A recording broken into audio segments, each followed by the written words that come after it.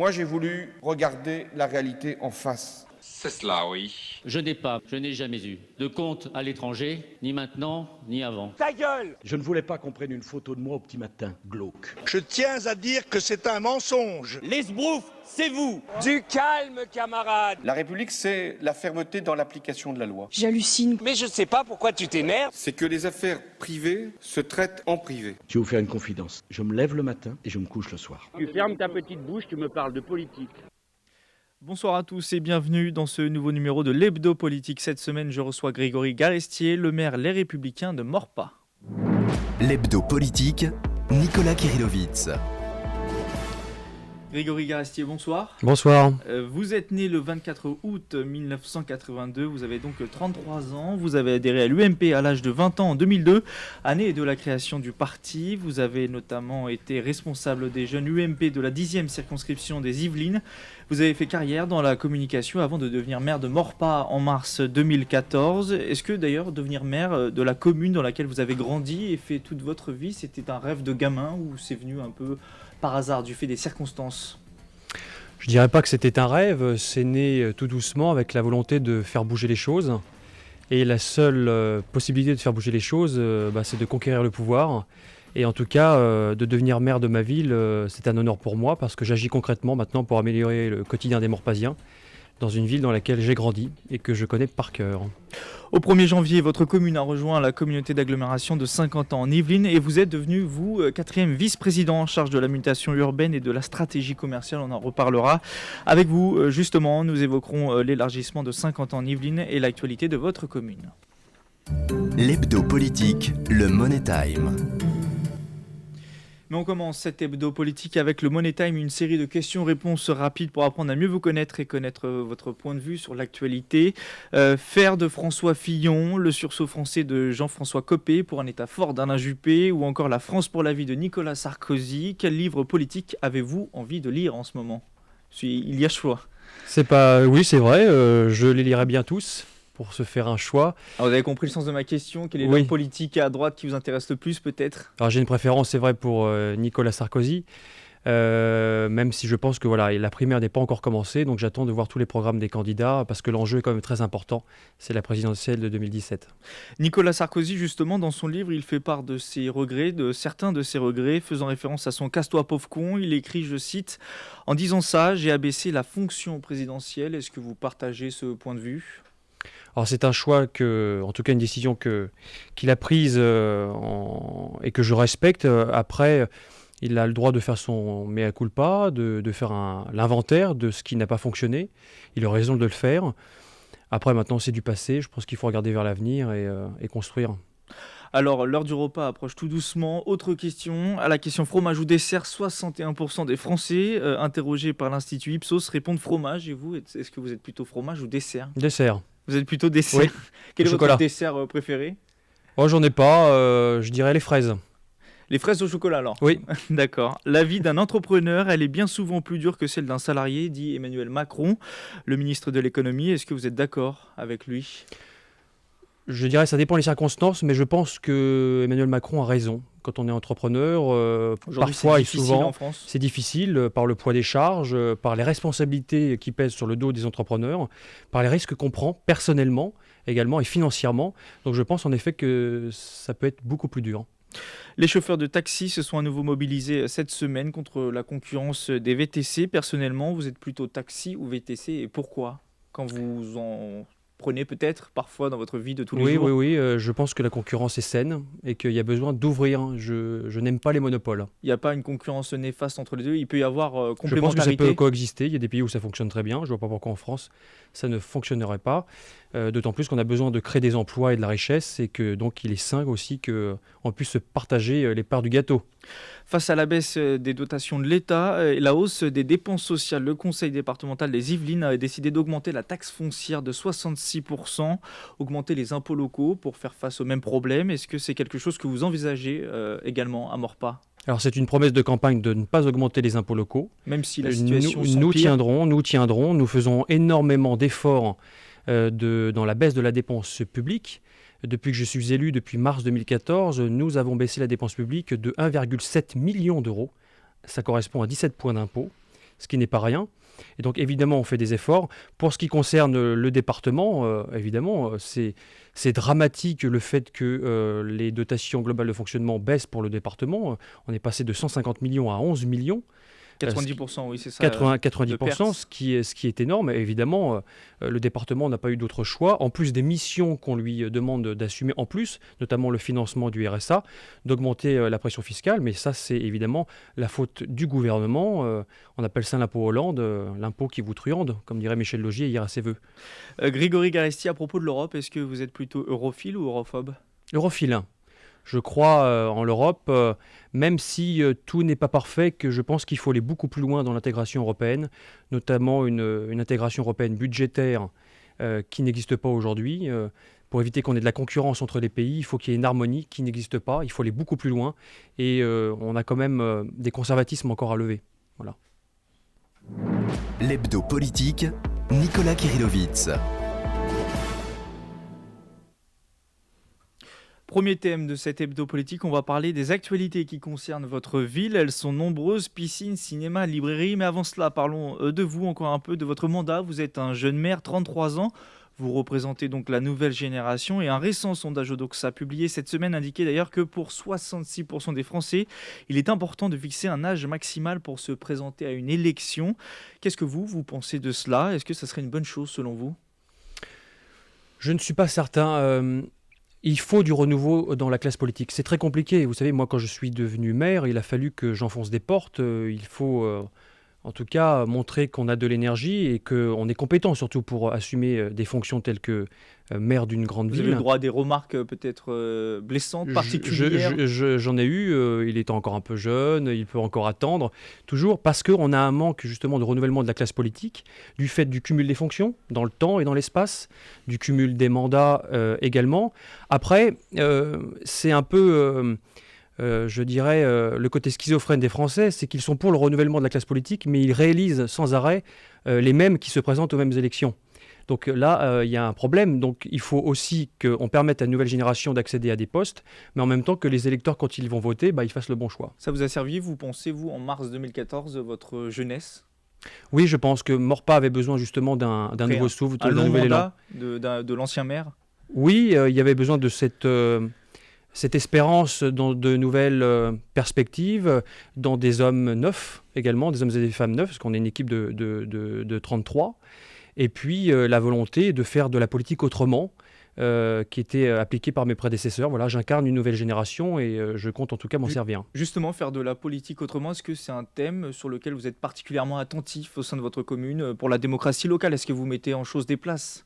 Oui, j'ai mis en place en direct avec le maire, tous les 15 jours, 2 heures au téléphone sans filet auprès des Morpasiens, des permanences de quartier, des réunions de quartier. On a lancé également le budget participatif.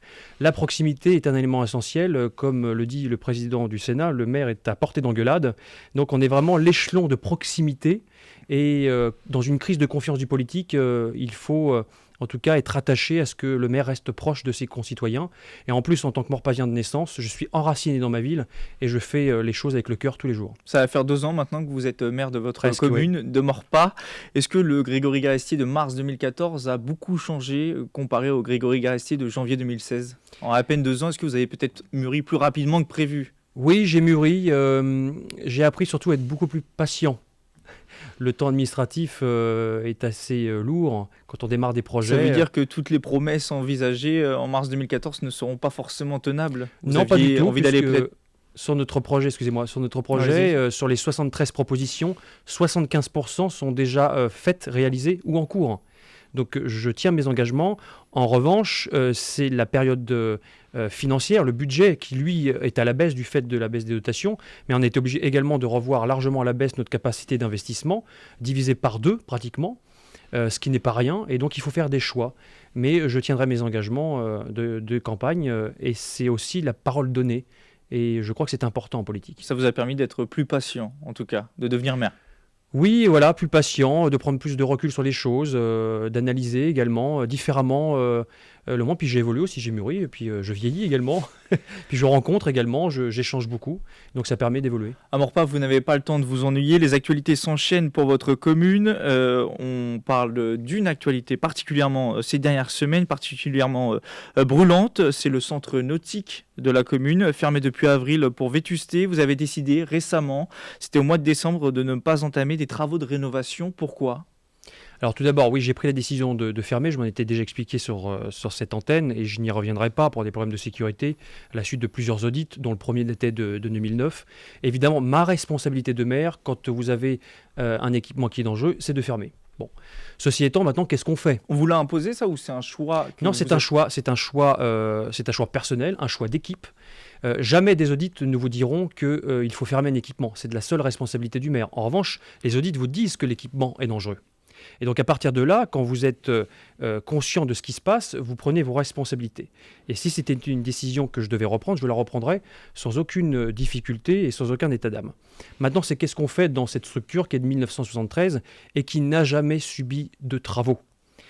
Donc l'idée maintenant, c'est comme je l'ai annoncé, à la suite d'une étude de faisabilité qui a été d'ailleurs menée dans un temps record, après un peu moins de 6 mois, dont les résultats ont été publiés et discutés en conseil municipal le 17 décembre dernier. Le cabinet nous dit, si vous réhabilitez cette structure 1973, ça va vous coûter aussi cher que de raser et de construire un équipement tout neuf. Quand on parle d'aussi cher, c'est à peu près 10 millions d'euros. Entre 15 et 20 millions d'euros sur un équipement neuf. Donc j'ai fait le choix avec mon équipe d'annoncer aux Morpasiens, et je le répétais à mes vœux, que nous partirons sur un équipement tout neuf, un centre non pas nautique, mais un centre aquatique qui réponde aux besoins d'aujourd'hui, puisque le cabinet qui nous a suivis a fait une analyse également du bassin de vie saint-quentinois, mais également de l'ensemble du Sud-Yvelines, je dirais, pour qu'on ait un programme complémentaire et non pas qu'il soit en concurrence, adapté aux besoins d'aujourd'hui, qui ne correspond plus finalement à la structure actuelle. Donc il y aura une piscine à Maurepas. Vous avez déjà un calendrier en tête, vous savez à peu près quand est-ce qu'on reverra cette piscine ouverte ? Alors en règle générale, parce que j'ai visité aussi beaucoup de structures dans les Yvelines, je me suis inspiré aussi de ce qu'ont fait mes collègues maires, et pour la plupart, quand ils avaient des équipements de cet âge-là, ils ont préféré reconstruire quelque chose de neuf et d'adapté. Si on commence les études, et nous commencerons les études dans quelques semaines, puisque Maurepas n'est pas toute seule. Je travaille également avec le maire de Coignières, Jean-Pierre Sevestre, le maire d'Elancourt, Jean-Michel Fourgousse, et la nouvelle agglomération de Saint-Quentin-en-Yvelines sur ce nouveau projet. Ça sera un équipement intercommunal, ça sera plus un équipement à vocation communal. Intercommunale. Pour le moment, les compétences ne sont pas encore totalement définies. Malgré tout, la communauté d'agglomération a son rôle à jouer, puisque c'est un équipement intercommunal, puisqu'il y a plusieurs villes, comme c'était le cas d'ailleurs avec la piscine actuelle. Vous souhaitez que ça devienne un équipement intercommunal ? Oui, sur le papier, la piscine le sera forcément. La piscine actuelle, qui est fermée, a été construite à l'époque, en 1973, par le syndicat d'agglomération nouvelle, le SAN, quand Maurepas était déjà dans l'agglo. Donc c'est un équipement communautaire. Et d'ailleurs, on ne peut plus maintenant construire ce type d'équipement tout seul. Ce n'est plus possible. On n'a plus les moyens financiers. On n'a plus les moyens, et puis ça n'a pas de sens. Donc l'idée maintenant, c'est qu'on se mette autour de la table. On est en train de réfléchir à un beau projet, au montage financier. Avec l'agglomération, avec les maires des villes voisines. Et ensuite, nous lancerons les appels d'offres pour les travaux. Il y a les travaux, donc on est parti sur une période de 3-4 ans. Donc voilà. 2020. Aux environs de 2020. Oui, aux environs 2020, si tout va bien, si on ne prend pas de retard dans les travaux, si les appels d'offres ne sont pas infructueux, etc. Après, il y a le code des marchés publics. Malheureusement, très souvent. Ce qui peut arriver. De toute façon, on s'est engagé avec mon équipe et avec les maires des villes voisines, il y aura un centre nautique, la question ne se pose pas. C'est qu'est-ce qu'on fait ? Je préfère partir sur un équipement tout neuf avec les technologies d'aujourd'hui. On le verra bien. Maintenant, on a des bassins qui se font en inox. Donc, au lieu de fermer, par exemple, 15 jours pour maintenance, vous fermez qu'une ou 2 journées. Donc, en termes de rentabilité, c'est plus la même chose. Et l'idée, c'est de l'adapter également aux besoins d'aujourd'hui, pour les personnes âgées, pour les enfants, avec des toboggans, hammams, jacuzzi. Donc, tout ça, évidemment, est à penser. Et puis, surtout, engager de l'argent public pour les 40 prochaines années. Mon prédécesseur ou mes concurrents, mes adversaires demandent de bricoler comme ils ont fait d'ailleurs depuis 25 ans. Il y a des polémiques avec l'opposition municipale sur tout ce à fait, sujet mais c'est le jeu. qui dit qu'elle, on aurait pu réhabiliter la Oui, piscine et ne pas la fermer. C'est facile, sauf que le Enfin, cabinet pas nous aussi dit que longtemps, ça coûte aussi cher de réhabiliter. Donc moi, je préfère avoir un équipement tout neuf pour les 40 prochaines années que de faire du bricolage. Moi, j'ai pas d'action chez Castorama, donc je préfère partir plutôt dans le BTP et construire un équipement tout neuf pour les 40 prochaines années. Voilà. L'autre grand dossier qui a fait beaucoup parler de lui en 2015, et ça sera probablement le cas cette année, c'est le projet de multiplex. Vous portez ce projet depuis longtemps à Maurepas. Problème, la ville voisine Coignard également, 2 multiplex, soit près de 20 salles de cinéma à 1 km l'un de l'autre. Évidemment, c'est impossible. Récemment, vous avez reçu l'aval pour votre projet de la Commission nationale d'aménagement commercial. On peut dire aujourd'hui, c'est sûr, c'est Maurepas qui aura le multiplex. Ce n'est pas Coignard. Non, c'est Maurepas. Voilà. On est bien engagé. En effet, on a eu l'aval de la Commission nationale d'aménagement commercial. Il peut y avoir encore des recours ou alors c'est définitif et c'est sûr à 100%? Si, il peut y avoir des recours sur le permis de construire maintenant, mais encore faut-il avoir un intérêt à agir, ce qui juridiquement est très faible. Non, c'est très bien parti. Vous discutez là-dessus avec le maire de Coignard d'ailleurs? Oui, on s'entend très bien. En plus, il n'y a pas de souci. Le projet de Coignard est abandonné puisque la CNAC a rejeté le projet. Maintenant, on avance. L'idée, c'est qu'on ait un accord avec le Ciné7 parce que la question n'est pas d'ouvrir un cinéma Maurepas pour qu'on ait la fermeture du Ciné7 à côté, ce qui n'aurait pas de sens. C'est la crainte du Ciné7 d'ailleurs. Ce qui n'a pas de sens. Mais on est en discussion. De toute façon, la CNAC avait validé le projet de Maurepas, qui, je le rappelle, est un projet qui date de 2010, mais plus largement depuis 1993. Et la CNAC avait quand même validé le projet de Maurepas en contrepartie d'un accord avec le Ciné7. Je rappelle également que l'UGC de Saint-Quentin, qui existe et qui fonctionne très bien, coexiste avec le cinéma de Montigny, de quartier, ou celui de Bois d'Arcy. Et il fonctionne très bien. Donc je ne me fais pas de soucis là-dessus, mais l'idée c'est qu'on s'entende et qu'on fasse les choses correctement. D'où l'intérêt également de ma délégation à la stratégie commerciale en tant que vice-président. Il faut qu'on ait une complémentarité maintenant dans ce qu'on construit sur l'ensemble du territoire et non plus qu'on soit en concurrence les uns avec les autres dans chaque commune. Là aussi se pose la question du calendrier. Est-ce que vous en savez plus? Le cinéma, il va arriver quand à Maurepas? C'est pas pour tout de suite, j'imagine. Pour 2017. 2017? Oui, si tout va bien, c'est 2017. Là, c'est très bien engagé. C'est un beau projet. C'est un cinéma qui est tout en bois, avec plus de 500 places de parking. Vous disiez, il était vital ce projet de cinéma pour votre commune. Pourquoi? Alors, le village des loisirs, quand a été inauguré le village des loisirs en 2010, devait se faire le cinéma. Mais avec les multiples recours, il ne s'est pas construit. Et du coup, les commerçants qui sont à côté ont besoin de cette locomotive culturelle et commerciale pour attirer évidemment du public, mais aussi créer de la richesse. Et évidemment, si le cinéma ne venait pas à se faire, c'est à terme la mort du village de loisirs. Et je ne porterai pas la responsabilité de créer des licenciements ou de destruction d'emplois et de richesses. En tant que maire, je suis là pour porter des nouveaux projets, pour apporter de nouveaux emplois, pour ramener également de la taxe professionnelle dans les caisses de la ville et maintenant de l'agglomération, pour qu'on engage également d'autres projets. Et je rappelle aussi que la construction de ce cinéma va ramener une taxe d'aménagement qui va permettre de financer des nouveaux équipements publics et notamment la future piscine. Dernière problématique qui concerne votre commune, la librairie du centre-ville de Maurepas. Elle est aujourd'hui menacée de fermeture, baisse de la fréquentation, achat en ligne, concurrence des plus grandes enseignes. Dans un article publié dans le journal municipal, vous déclarez soutenir la librairie. Comment justement vous pouvez soutenir cette librairie? Alors c'est un sujet compliqué parce que le monde des librairies connaît une crise déjà depuis de nombreuses années, du fait pour ne pas les citer, on a Amazon par exemple, les ventes en ligne qui se multiplient, les modes de consommation également qui changent, puisque les habitants vont acheter maintenant leurs livres soit en ligne, soit dans les grandes surfaces spécialisées, ou même les grandes surfaces alimentaires. Donc j'ai reçu plusieurs fois le libraire, nous avons beaucoup échangé, je suis même sorti de mon rôle de maire, puisque je lui ai écrit un courrier de 3 pages, en lui faisant des propositions d'actions commerciales, de rénovation de vitrines. C'est pas votre rôle de maire, ça? Alors, si, d'accompagner. Mais d'intervenir dans le fonctionnement d'un commerce, ce n'est pas le rôle du maire. Parce que si je le fais pour un libraire, dans ces cas-là, je le fais pour l'agence immobilière d'à côté, pour le pharmacien. Moi, je ne suis pas habilité non plus à vendre des vernis à ongles chez l'esthéticienne. Donc l'idée, évidemment, c'est d'accompagner pour soutenir le commerce local dans les moyens qui sont les miens. Moi, je le rappelle, le maire, il investit sur la voie publique, en termes d'urbanisme, d'éclairage public, de propreté urbaine, de sécurité, pour favoriser, politique de stationnement également, pour favoriser le commerce local. Mais de là à intervenir directement dans un commerce, ce n'est pas mon rôle. Après tout, je l'ai quand même fait parce que je tiens aux commerces locaux de Maurepas et qu'il faut soutenir.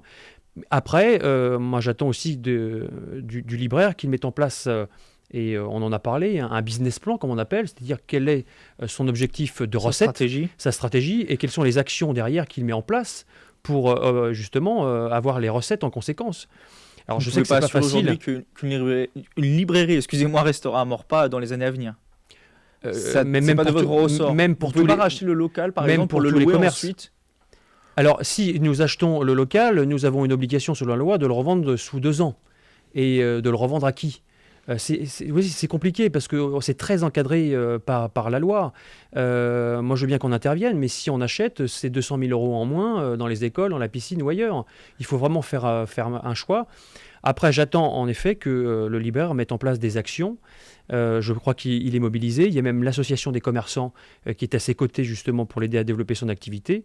Mais rien ne pourra se faire sans lui et sans sa volonté. Il y a d'autres commerces qui sont confrontés comme ça, des commerces locaux, de proximité, à des difficultés à Maurepas ? Je ne crois pas. D'ailleurs, on a mené une étude, 2 études même, parce qu'on va restructurer la totalité du centre-ville. C'est bien parti, les études sont en cours, la concertation commence d'ailleurs au premier trimestre. L'étude nous dit que nous sommes un des seuls centres-villes d'Île-de-France à être aussi dynamique. Et quand il y a des locaux vacants, ils le sont peu de temps.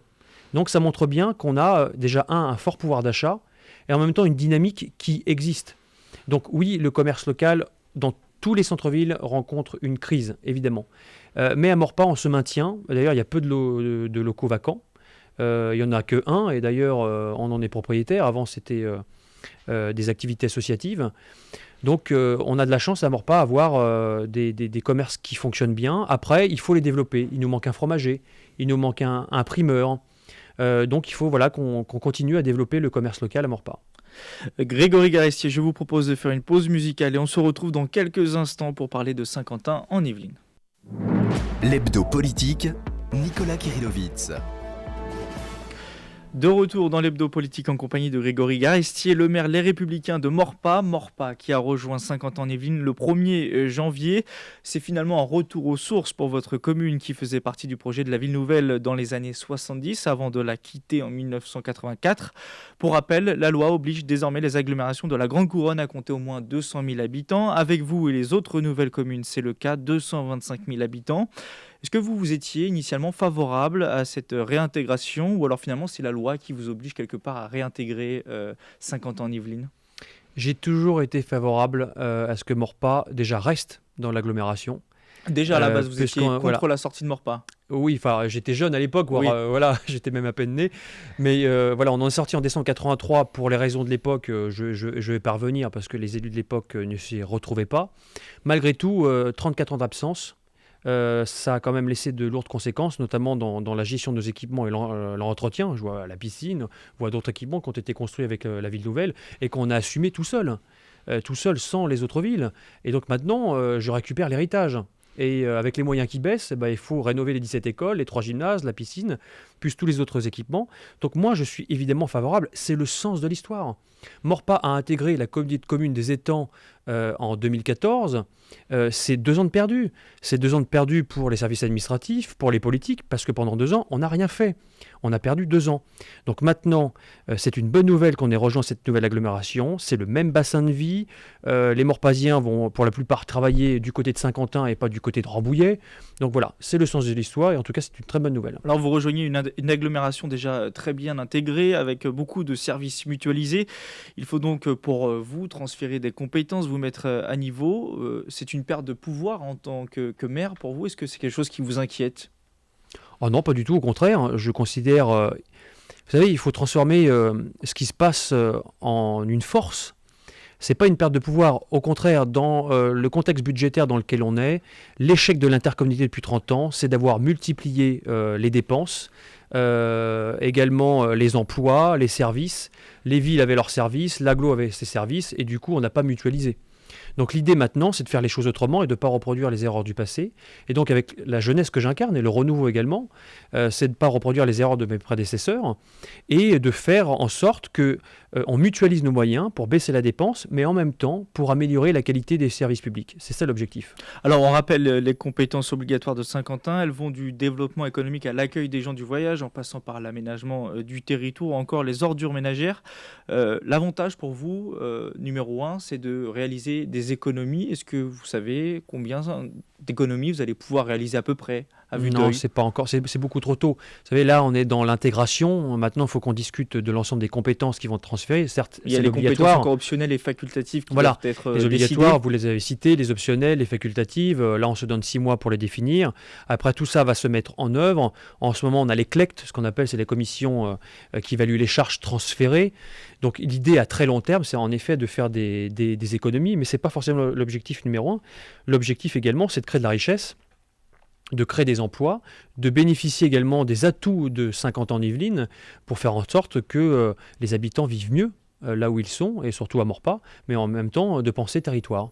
Concernant les compétences, est-ce que vous avez, vous, des attentes particulières, des lignes rouges peut-être peut-être des politiques que vous voulez absolument garder ou transférer à l'agglomération? Il faut regarder tout ça de près, mais vous voyez par exemple l'exemple des piscines. Si l'intercommunalité a vocation à porter ces grands projets structurants comme les centres aquatiques, parce que ça a une dimension intercommunale. On le voit aussi avec l'eau et l'assainissement, puisque ça draine tout un territoire. Le développement économique également. Il faut qu'on soit cohérent dans la politique économique qu'on souhaite mener sur l'ensemble du territoire et non plus qu'on soit en concurrence. Et évidemment, on est en concurrence aussi avec d'autres intercos. Paris-Saclay, on le voit, aussi avec le nord des Yvelines. Donc il faut qu'on soit vigilant, innovant, mais aussi précurseur et aussi dans l'objectif de créer des emplois. Voilà. Vous êtes devenu, vous, suite à cet élargissement, 4e vice-président en charge de la mutation urbaine et de la stratégie commerciale, un titre pas forcément très clair au premier abord. Est-ce que vous pouvez nous expliquer votre délégation dans cette agglomération? Oui, alors, délégation lourde. Mutation urbaine, c'est-à-dire repenser la ville nouvelle dans l'avenir. C'est-à-dire que nous sommes, la ville nouvelle à 50 ans.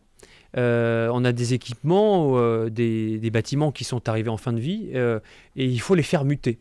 Je vois un exemple à Maurepas, par exemple, là où je vais construire des logements à la place d'une ancienne entreprise qui est désaffectée depuis 5 ans.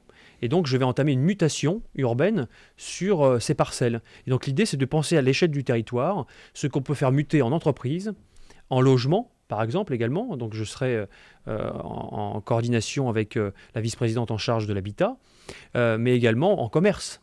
Et c'est tout l'enjeu aussi de la stratégie commerciale. Ça, c'est un poste sur mesure. Je me suis nourri de mon expérience à Maurepas, notamment au travers des cinémas, mais aussi au travers de la zone d'activité Paris-Ouest que j'ai en commun avec Coignères. Et pendant des années, les maires de Coignères et de Maurepas se sont livrés une concurrence, c'est-à-dire c'est bien d'avoir sur son territoire ce commerce parce que ça fait briller ma ville, mais du coup, c'est pas pensé globalement. Alors que quand les investisseurs souhaitent investir et s'installer sur un territoire, ils ne regardent pas la ville dans laquelle ils sont. Ils regardent s'il y a des transports, ils regardent l'environnement, la fiscalité. Donc je me suis inspiré de cette expérience pour dire il faut mettre en place une délégation à la stratégie commerciale pour avoir une harmonie sur l'ensemble du territoire, avec la zone d'activité Paris-Ouest, Maurepas-Coignères, avec À Plaisir les Clés, notamment avec Open Sky qui va ouvrir, avec Wine Nation, pour ne pas les citer, et tout ce secteur-là, mais également Saint-Quentin, pour justement qu'on réfléchisse à créer de la richesse, toujours des emplois, mais qu'on soit complémentaires. Vous avez déjà et non des pas en pistes de concurrence. réflexion pour ces zones d'activité?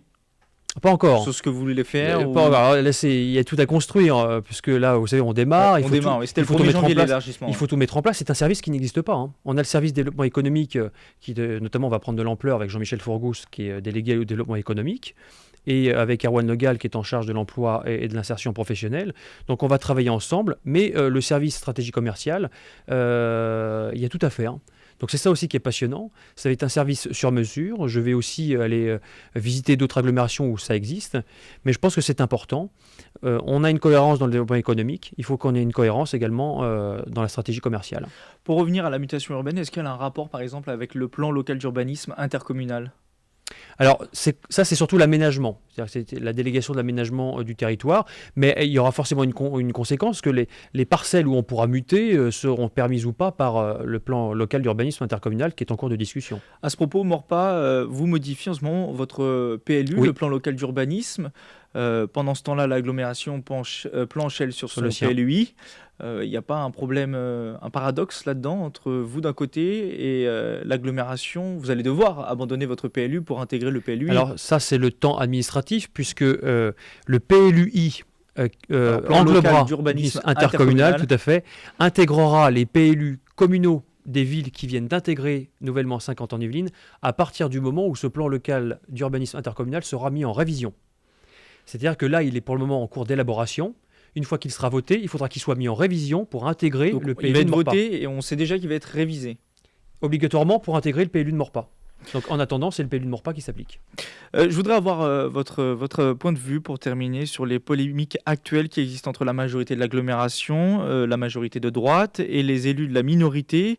Ils regrettent de leur côté le fait de ne pas avoir de vice-présidence, 11 vice-présidences pour Saint-Quentin, 11 toutes pour des élus de droite représentant 8 communes. Qu'est-ce que vous en pensez, vous ? Le fait de ne pas avoir donné de vice-présidence à la gauche, est-ce que c'est un mauvais signal pour l'avenir, un mauvais signe ? Je pense qu'ils n'ont pas saisi la perche qui leur a été tendue parce que quand on a commencé les discussions il y a plus de 6 mois, moi jeune maire intégrant une nouvelle agglomération, nous étions partis du principe qu'il fallait que toutes les villes soient représentées et qu'ils aient une vice-présidence. En revanche, ce qui s'est passé, c'est que Michel Laugier, nouveau président de l'agglomération, et à l'époque même président, les a reçus à plusieurs fois, ils n'ont pas joué le jeu. Il y a eu des tensions qui ont été créées, et donc à partir de là, le dialogue a été rompu. Et nous avons décidé, évidemment avec la volonté de Michel Laugier, de ne pas leur donner de vice-présidence à partir du moment où ils ne respectaient pas les règles qui avaient été mises en place et le projet de territoire que l'on souhaitait construire. Et puis ça ne va pas dans le bon sens. Vous savez, pour la première fois, moi j'ai siégé avec mon équipe le 9 janvier dernier au conseil d'installation et je viens tout juste de recevoir un recommandé, pour la première fois de ma vie, du tribunal administratif, puisque la gauche conteste l'élection du président, des vice-présidents, des conseillers communautaires et de tous les organismes dans lesquels on va siéger. C'est la première fois de ma vie que je reçois un courrier du tribunal. Alors, s'ils voulaient vraiment faire partie de l'exécutif, je crois que c'est mal barré, excusez-moi le terme, parce que on peut discuter, on est des adultes. Vous appelez justement à la réouverture du dialogue entre les élus de la majorité et de la minorité. Mais le dialogue a toujours été ouvert. C'est eux qui ont rompu le dialogue en manifestant, en n'allant pas en rendez-vous, en créant une crispation. On était ouvert au départ, parce qu'il était logique à 12 communes qu'ils aient des responsabilités. Et puis Michel Laugier a fait un effort considérable. Il siège au bureau des maires. Donc ils sont dans l'exécutif. Ils vont participer aux décisions qui vont concerner le territoire.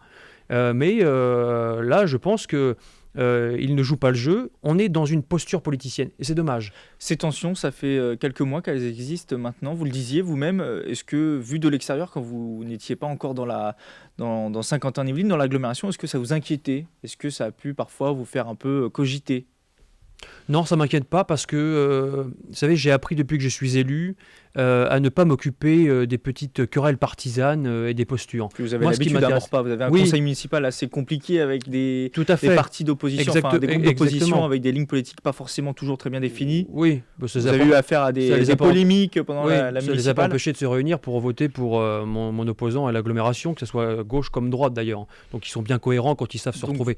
Vous avez l'expérience là-dessus, vous ? Oui, j'ai l'expérience. Non, ça ne m'inquiète pas parce que justement, et c'est peut-être aussi par ce que j'incarne, le renouveau que j'incarne, les électeurs, les habitants, ils se fichent totalement de ces querelles partisanes. Ce qui les intéresse, c'est qu'on construise des projets, qu'on garantisse une qualité de service public et qu'on garantisse également un cadre de vie cohérent et agréable là où ils vivent. C'est ça qui les intéresse. Le reste, et c'est pour ça que d'ailleurs qu'on a une défiance du politique, c'est parce que les politiques ne parlent que d'eux-mêmes sans arrêt. Il faut parler des gens, il faut parler de son territoire, de ses projets, et c'est ça qui compte.